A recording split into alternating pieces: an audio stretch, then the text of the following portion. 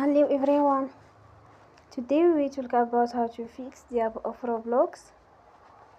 We will go to settings.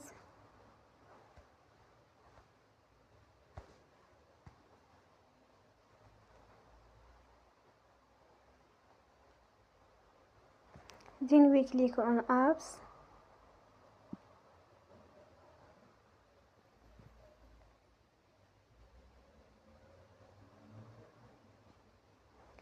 After that you will search the app Roblox and you will click.